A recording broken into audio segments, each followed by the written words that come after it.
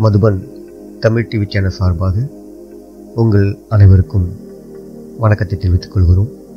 இன்று மார்ச் 11ஆம் தேதி நமது அன்பான தாதி ராஜயோகினி இருதய மோகினி குல்சா தாதி அவர்களுடைய நினைவு நாள். தாதி அவர்கள் 1926ஆம் வருடம் ஜூலை மாதம் 1ஆம் தேதி சிந்து ஹைதராபாத்தில் ஒரு ஆன்மீக பரிவாரத்தில் பிறந்தார்கள். அவர்களுடைய லௌகீக தாய் தந்தை அவர்களுக்கு வைத்த பெயர் ஷோபா. ஷோபா என்ற பெயரிலேயே அனைவரும் தாதியை அன்பாக அழைத்து வந்திருக்கிறார்கள்.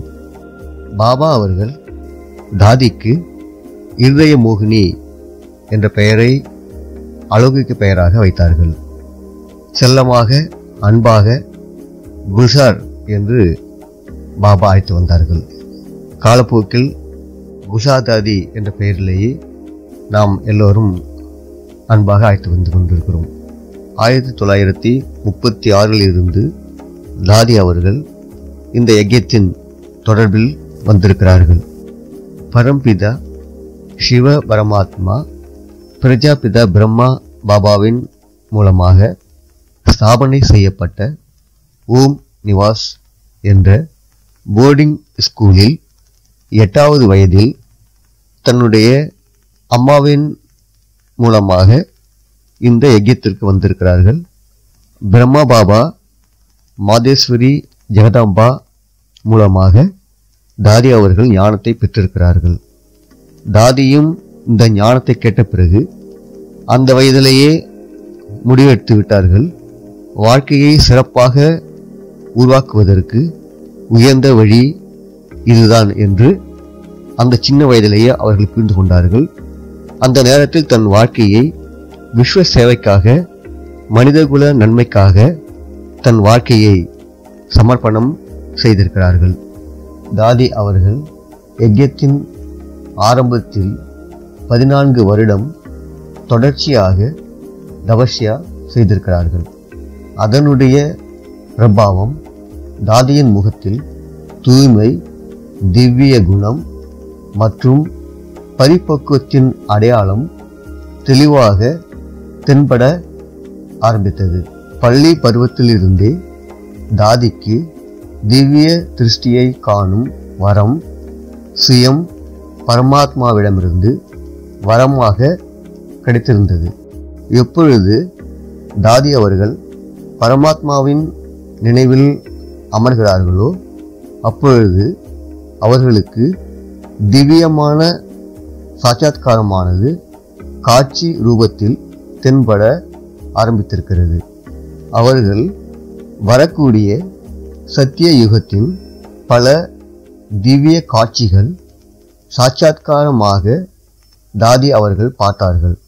அங்கே இருக்கும் ராஜ தர்பார், வைடூரியங்களால் அலங்கரிக்கப்பட்ட அரண்மனைகள், வீடுகள், தேவி தேவதைகளின் அலங்காரம், நடை, உடை, பாவனை, அங்கே பேசும் மொழி அனைத்தையும் தாதி அவர்கள் சாட்சாத்காரமாக திருஷ்டியின் மூலமாக பார்த்து அனைவருக்கும் தாதி அவர்கள் சொல்லி வந்திருக்கிறார்கள்.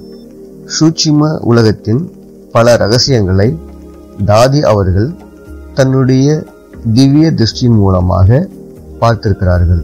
சம்பூர்ண பிரம்மா பாபாவையும் முதலில் பார்த்தவர்கள் தாதி குல்சார் அவர்கள்தான்.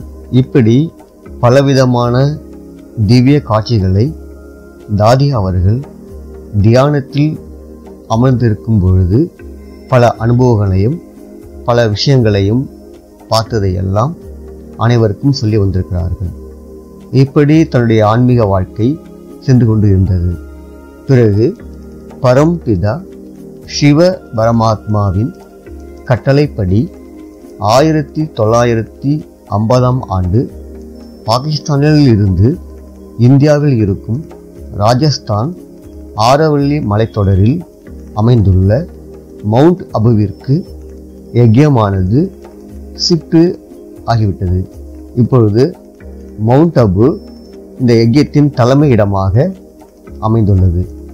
1951 பாரதத்தின் பல இடங்களில் இதனுடைய கிளை நிலையங்கள் உருவாக ஆரம்பித்தது.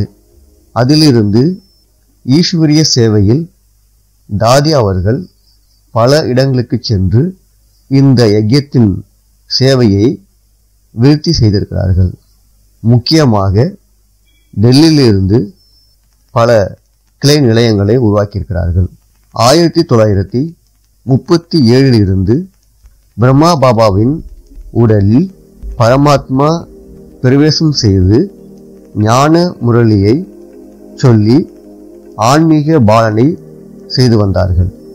1969 ஜனவரி மாதம் 18 பிரம்மா பாபா தன்னுடைய சம்பூர்ண கர்மாதி ஸ்திதியை பிராப்தியாக அடைந்து அவர்களுடைய ஸ்தூல தேகத்தை தியாகம் செய்து திவ்ய பரிஸ்தா ரூபத்தில் சூட்சும வதனவாசியாக ஆகிவிட்டார்கள். அதன் பிறகு சிவ பரமாத்மா இந்த உலகத்தில் ஞானத்தை வழங்குவதற்காக குல்ஜார் தாதி அவர்களின் உடலை 1969 ஜனவரி மாதம் 21 ஆரம்பித்து 2017 பாப்தாதா அவர்கள் தாதியின் உடல் மூலமாக ஞானத்தை வழங்கி வந்தார்கள். தாதி அவர்கள் பாரதம் மட்டுமல்லாமல் அநேக தேசத்திற்கு சென்று சேவை செய்து வந்தார்கள். விசேஷமாக London, America, Russia, France, Hong Kong, Africa, Israel, Dubai மற்றும் பல வெளிநாடுகளுக்கு சென்று தாதி அவர்கள் தன்னுடைய ஈஸ்வரிய சேவையை செய்து பல இடங்களில் கிளை நிலையத்தை உருவாக்கி வந்தார்கள். 1969 ஜனவரி மாதம் 18 பிரம்மா பாபா அவ்வியக்தம் ஆன பிறகு தாதி பிரகாஷ்மணி அவர்கள் யஜ்யத்தின் தலைமை பொறுப்பாளராக நியமிக்கப்பட்டார்கள். பிறகு 2007 ஆகஸ்ட் மாதம் 27 தாதி பிரகாஷ்மணி அவர்கள் தன்னுடைய ஸ்தூல உடலை தியாகம் செய்த பிறகு ஜானகி தாதி அவர்கள் முக்கிய தலைமை பொறுப்பாளராக நியமிக்கப்பட்டார்கள்.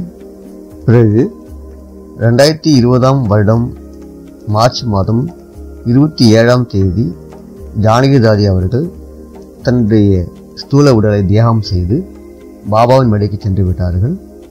அதன் பிறகு 2020 தொடங்கி 2021 வரை தாதி இதய மோகினி அவர்கள் இந்த யஜ்யத்தின் முக்கிய தலைமை பொறுப்பாளராக நியமிக்கப்பட்டு தியாகம் தபஸ்யா மூலமாக இந்த யஜ்யத்தை நிர்விகனமாக நடத்தி வந்தார்கள்.